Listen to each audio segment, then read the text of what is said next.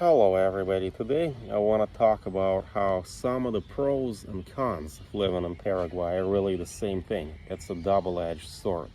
For instance, Paraguay is a remarkably hospitable place. The locals really do like having foreigners around. There is no xenophobia. There are no preconceived notions about America like in some places such as Mexico, Colombia, or even Spain where I've been.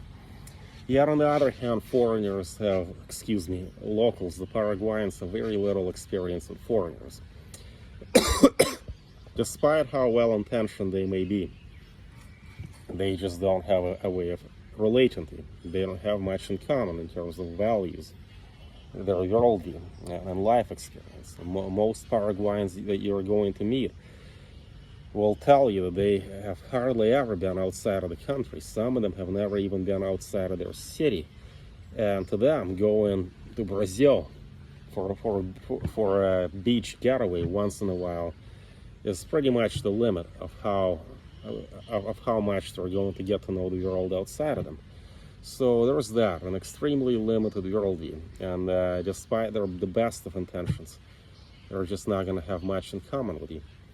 Another common advantage of living in Paraguay is the cost of living. It's one of the cheapest countries you'll find anywhere outside of Southeast Asia.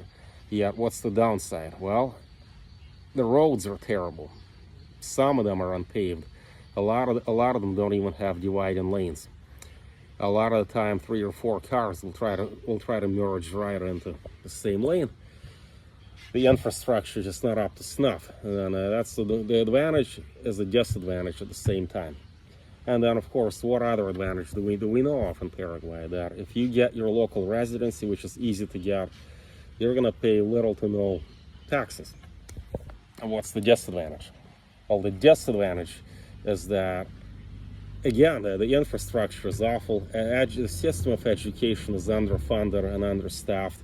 You're gonna see that in terms of how most of the locals are simply not up to par when it comes to cultural competence, world experience, and academic ability. The pros and the cons are one and the same. That's Paraguay. And then, of course, what else do we like about Paraguay? Well, the weather. We like how it hardly ever gets cold here. In fact, it's practically unheard of. Well, what's the downside? Well, it's extremely hot here. If I'm not mistaken, I'm pretty sure I've seen a report a couple of months ago that the temperatures that have reached here in Paraguay, that we've seen here, are among the hottest in the world. It's not at all unusual for the weather to be over 40 degrees for a week straight. So, over 100 Fahrenheit, constantly. You're gonna go crazy with that. It's not the kind of heat that you'd be used to in Mexico or in Florida or what have you, in Costa Rica, where you have a beach nearby. There's no beach here. The best you can hope for is to go to Encarnacion. There is Rio Paraná, River Paraná, or in San Bernardino where I am, where there's a pool and a tiny little lake that's got polluted. Finally, what are the other pros of living in Paraguay? Well, we may like that, unlike in the United States or Northern Europe, there are no meddlesome bureaucrats everywhere. That here you're not going to be running into problems where everybody's telling you what to do, or some authority figure is rubbing your nose into some stupid rule that makes no sense at all. Well, that's great. And on the other hand, the bureaucracy is just so slow, inefficient, and convoluted that you got to wonder what on earth it's for. That on the one hand,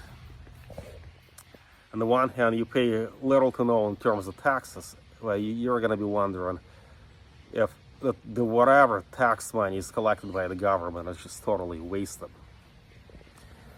So that's it for the condensed version of the pros and cons of Paraguay. Remember, living in Paraguay is a very double-edged sword kind of a situation.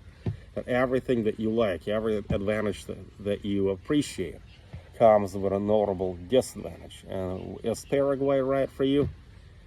I don't know. Well, if you want to save money, if you want to get an easy place to get your residency, and if you want to be around hospitable locals, that's great. But if you want a place that's a little more culturally sophisticated, that's a bit more used to having foreigners, I'd say Buenos Aires is the place to be, where I will be going next. So you'll be hearing from me about that soon.